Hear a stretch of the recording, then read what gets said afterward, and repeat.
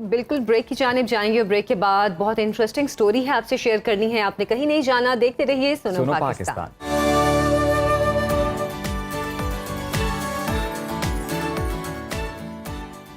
Welcome back after the break. और अब हमारे प्रोग्राम का बड़ा ही इंटरेस्टिंग सेगमेंट है कलर्स ऑफ पाकिस्तान।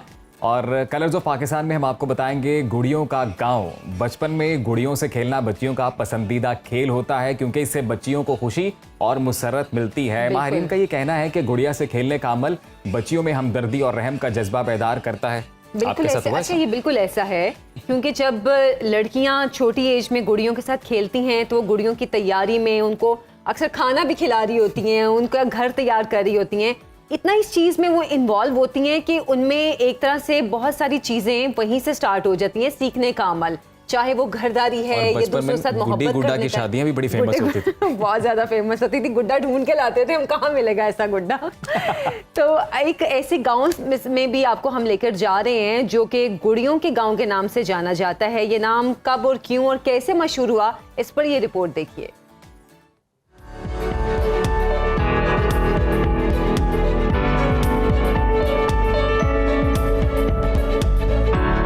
पंजाब के शहर उकाड़ा के करीब एक गांव ठट्ठा गुलाम का, जिसे गुड़ियों का गांव भी कहा जाता है,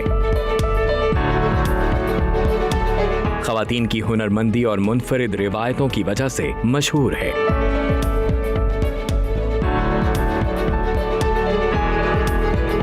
यहाँ की हुनरमंद खवातीन अपने हाथों से निहायत खूबसूरत और दीदा ज़ेब गुड़ियां तैयार करती हैं। कपड़ों के छोटे छोटे टुकड़ों को इंतहाई नफासत से जोड़ती हैं।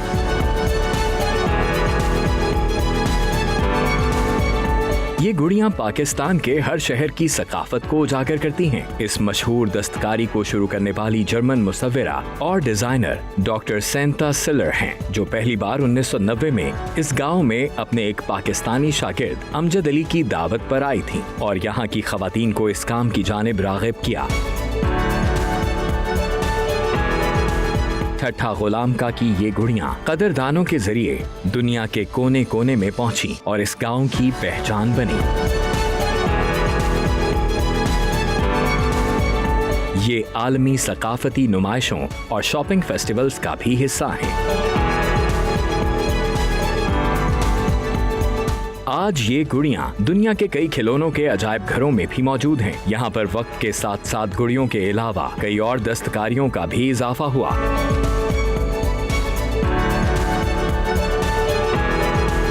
आज ठट्ठा गुलाम का में 100 से जायद आराइशी अशिया तैयार हो रही हैं। इनमें कशीदाकारी वाले greeting cards, book marks, finger puppets और गुड़ियों से बने लॉकेट और बुंदे भी शामिल हैं।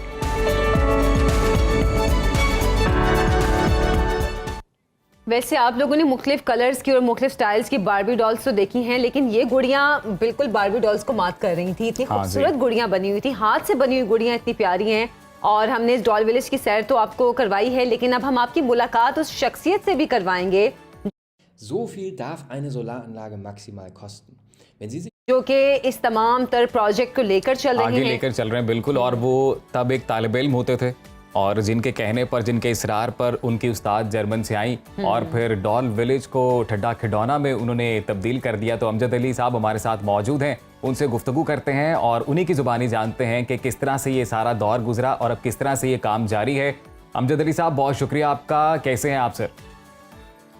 मैं बिल्कुल खैरियत से हूँ और आपका शुक्रिया कि आपने इस प्रोग्राम में दावत दी। सर, हम आपसे यकीनन ये जानना चाहते हैं इस डॉल विलेज के बारे में। सबसे पहले तो ये बताइएगा कि बचपन से लेकर अब तक का ये सफ़र कैसा रहा और ये ठट्ठा गुलाम का धीरो का से ठट्ठा खिडौना कैसे बना? जी, ऐसा है कि बचपन ही लगता है, अब से तो मतलब काफ़ी बरस हो, 30 से भी ज़्यादा का अरसा जब मैं बर्लिन में पढ़ रहा था, तो तब ये मेरे जो टीचर्स थे डॉक्टर सेंता सिलर, उनके शौहर डॉक्टर नॉबर्ट पिंच, इनके साथ ज़ाहिर है हर वक्त मुलाकात रहती थी। जहाँ पर मैं तालीम हासिल कर रहा था ग्राफिक डिज़ाइन की और मैस कम्युनिकेशन की, तो हर वक्त गांव का तज़किरा जो है वो मैं इनसे बहरहाल जब भी मौका मिलता करता था। और इसी तरह ये मेरी दावत पर 1990 में ये पहले लाहौर आए, हमारा घर है वहाँ पे लाहौर में, तो वहाँ से इन्होंने कहा कि अब हमें अपना गांव दिखाओ। तो मैंने इनको फिर ले जाकर अपना गांव दिखाया, जो कि ज़िला उकाड़ा में, उकाड़ा से तकरीबन 25-30 किलोमीटर दूर दरिया रावी के किनारे है।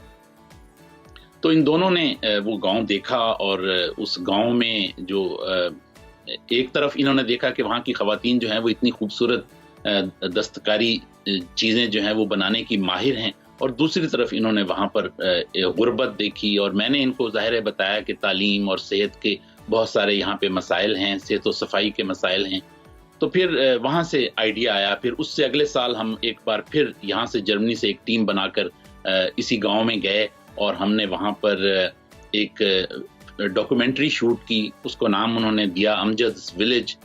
तो फिर वो डॉक्यूमेंट्री यहाँ पर हमने बर्लिन में एक सिनेमा हॉल में दिखाई। पाकिस्तानी जो थे सफारत खाना तो तब इधर बॉन में हुआ करता था, वहाँ पर कौंसल खाना था। तो कौंसलर जो थे वो आए, और उन्होंने वो सारी फिल्म जो थी, जो डॉक्यूमेंट्री थी अमजद्स विलेज, वो देखी।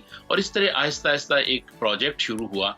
और उसमें ये है कि शुरू में एक हमने स्कूल बनाया, फिर एक डिस्पेंसरी बनाई, जिसमें कि डॉक्टर सेंता सिलर की बेटी लैला सिलर, जो कि लाहौर में इत्तफाक से पैदा हुई थी, क्योंकि डॉक्टर सेंता सिलर बहुत पहले एक बार पाकिस्तान में कुछ अरसे के लिए जा चुकी थी। तो वो डॉक्टर लैला सिलर जो हैं वो आई, और उन्होंने वो डिस्पेंसरी शुरू की। तो 1993 में असल में डॉक्टर सेंता सिलर इन्होंने बाकायदा गांव में आना शुरू किया, और कई महीने। अमजद साहब, आपने जब अपनी टीचर डॉक्टर सेंता सिलर को दावत दी अपने गांव में आने की, तो क्या तब आप वाकिफ थे दस्तकारी के इस हुनर से कि आपके गांव में ये टैलेंट मौजूद है? मैं वाकिफ तो था, लेकिन मैं कुछ तब सोच नहीं सकता था कि भी ऐसा कुछ भी हो सकता है। मेरी सिर्फ ये ख्वाहिश होती थी कि भी मैं अपने इन जो, क्योंकि ये बहुत दिलचस्पी जाहिर करते थे, और मैं अपने गांव को ज़ाहिर याद करता था और गांव के बारे में बताता था कि गांव हमारा कितना खूबसूरत है, इर्द गिर्द कितने खूबसूरत खेत खलियान हैं। और ये कि हमारे यहाँ मड आर्किटेक्चर जो है, क्योंकि ख़वातीन जो हैं वो पहले ये होता था कि सारे ही घर जो हैं वो मिट्टी के बने होते थे। अब ज़ाहिर है आहिस्ता आहिस्ता वहाँ की सकाफत तब्दील हो रही है, तो उस पे वो बहुत खूबसूरत नक्शो निगार ख़वातीन बनाती थी। तो वो मैं सब उनको दिखाना चाहता था। मुझे नहीं तब अंदाजा था कि ये कैसे आगे ये प्रोजेक्ट जो है वो प्रोजेक्ट। अमजद साहब, आप वजह बन गए उनको यहाँ लाने की, डॉक्टर सेंता सिलर के शौहर को यहाँ लाने की, और आपके गांव की ख़वातीन का जो हुनर है वो पहचान बनी आपके गांव की। अब ये जो गुड़ियाँ बनाई जाती हैं, बहुत इंटरेस्टिंग स्टोरी है ये, और हमारे प्रोग्राम का अगर वक्त थोड़ा ज़्यादा होता तो हम इसको यकीनन डिटेल में सुनते भी, क्योंकि मुझे तो बहुत अच्छी लगी। लेकिन अब ये जो गुड़ियाँ बनाई जा रही हैं, आपका गांव भी इस वजह से मशहूर हो गया। ये गुड़ियाँ किन किन ममालिक में भेजी जाती हैं? शुरू में ये है कि डॉक्टर सेंता सिलर, उन्होंने जैसे मैंने बताया बहुत अरसा वहाँ पर वो गांव में क़याम करती थी। तो ये है कि तब वक्त के साथ साथ कोई दर्जनों वॉलंटियर्स जर्मनी से, स्विट्ज़रलैंड से, ऑस्ट्रेलिया से और ममालिक से भी वो आए, और उन्होंने जो भी हुनर उनको आता था वो उन्होंने हमारे गांव वालों को दिया। खा वो ज़राअत थी या सीना पिरोना था, कुछ भी जो भी वो जानते थे वो उन्होंने गांव वालों को जो है वो सिखाया। इस वक्त ये जो गुड़ियाँ बनाई जा रही हैं, इस तरह की गुड़ियाँ पाकिस्तान में इस क्वालिटी की और इतनी खूबसूरत वो और कहीं भी नहीं बनती। सिर्फ गुड़ियाएँ ही नहीं बल्कि दस्तकारी मसनूआत, कोई 100 से ज़्यादा मसनूआत हैं जो कि वहाँ पर गांव की लड़कियाँ बना रही हैं। और सबसे बड़ी बात ये है कि ये एथनिक डॉल्स हैं, यानी पाकिस्तान के जितने भी इलाकाई लिबास हैं, जैसे कि मतलब बाकी को तो छोड़ें, ये जो जैसे कि पंजाबी, बलोची और जो हाँ सिंधी, इसके अलावा मकरानी और बल्ती और कूची और कलाशी, खास तौर पर कलाशी गुड़िया हमारी जो है वो सबसे ज्यादा मकबूल है लोगों में। बेहतरीन जो बेस्ट क्वालिटी डॉल्स हैं वो इस गांव में जो है वो बनाई जाती हैं। अमजद अली साहब, ये भी जानना चाहेंगे आपसे कि आप गालिबन एनजीओ रन कर रहे हैं, और फिर दस्तकारी का, आपके गांव की जो ख़वातीन की दस्तकारी का ये हुनर है वो आपने दुनिया भर में मुतारिफ करवाया है। तो ये बताइएगा सर, अभी तक क्या अचीवमेंट हुई इस सारे मामले में लेकर? जो उनका लाइफस्टाइल है, आपके गांव में जो लोग हैं उनके लाइफस्टाइल को अपलिफ्ट करने में कितनी मदद मिली है इस प्रोजेक्ट के ज़रिए? इस प्रोजेक्ट के ज़रिए जो ख़वातीन हैं वो उनको इजाफी आमदनी का एक सोर्स उनका बना, और उनको ये नहीं है कि हर वक्त वहाँ पे, एक तो ये कि वहाँ पर एक सेंटर बना है, तकरीबन 22 मरले पर इतने ही कमरों पर मुश्तमिल एक बड़ा सेंटर जो है वो इन्होंने हमें बनाकर वहाँ पर दिया है, जिसको कि मेंटेन करना इस वक्त हमारे लिए बहुत मुश्किल हो रहा है।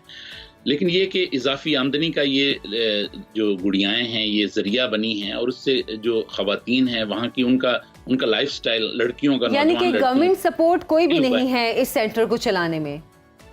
जी, गवर्नमेंट सपोर्ट कोई भी नहीं है सेंटर को चलाने में? नहीं, ऐसा अगरचे जब डॉक्टर सेंता सिलर भी वहाँ पे थी तो तब भी उन्होंने कोशिश की कि कोई सरकारी इदारा जो है वो मदद करे, लेकिन ये है कि उनकी तब भी कोशिशें कामयाब नहीं हुई। और अब कोई 2-4 बरस से, जबकि डॉक्टर सेंता सिलर तो अब 88 बरस की हो चुकी हैं, तो वो तो जाहिर है अब मजीद इसमें ताउन नहीं कर सकती। तो मैंने भी जो कोशिश की है उसमें यह है कि सरकारी इदारों की तरफ से ताउन वो तो ना होने के बराबर है। और ये देखें, एक खास बात बताना चाहूँगा कि 1993 में डॉक्टर सेंता सिलर ने ये प्रोजेक्ट शुरू किया, तो 3 साल बाद ही 1996 में जर्मनी ने उनको जो यहाँ का सबसे बड़ा सिविल अवार्ड है, फेडरल क्रॉस ऑफ मेरिट, उससे नवाजा। जर्मन सदर के हाथों उन्होंने वसूल किया। और अब देखें कि तकरीबन यानी कि 30 बरस से ज़ायद अरसा होने वाला है, और पाकिस्तानी हुकूमत की तरफ से, आपने सरकारी इदारों की बात की, अब तक कोई एजाज जो है ना सरकारी तौर पर वो डॉक्टर सेंता सिलर को नहीं दिया गया। हालांकि अब हम कुछ अर्से से कोशिशें भी कर रहे हैं, लेकिन ऐसा मुमकिन नहीं हुआ है। हालांकि ऐसे बहुत से लोग पाकिस्तान आए हैं जिन्होंने पाकिस्तान के लिए खिदमत की है, जैसे डॉक्टर रुथ फाउ थी, उन्होंने इतना काम किया, बल्कि उन्होंने अपनी जिंदगी यहाँ वक्फ कर दी पाकिस्तान के लिए। अमजद साहब, ये कहिएगा कि आप इस प्रोजेक्ट में ओवरऑल अब कितना पोटेंशियल देखते हैं, इसका मुस्तकबिल आप क्या देखते हैं? मुस्तकबिल से तो जाहिर है हम बहुत पुरुमीद हैं, कोशिशें जो है ना वो हमारी जारी हैं।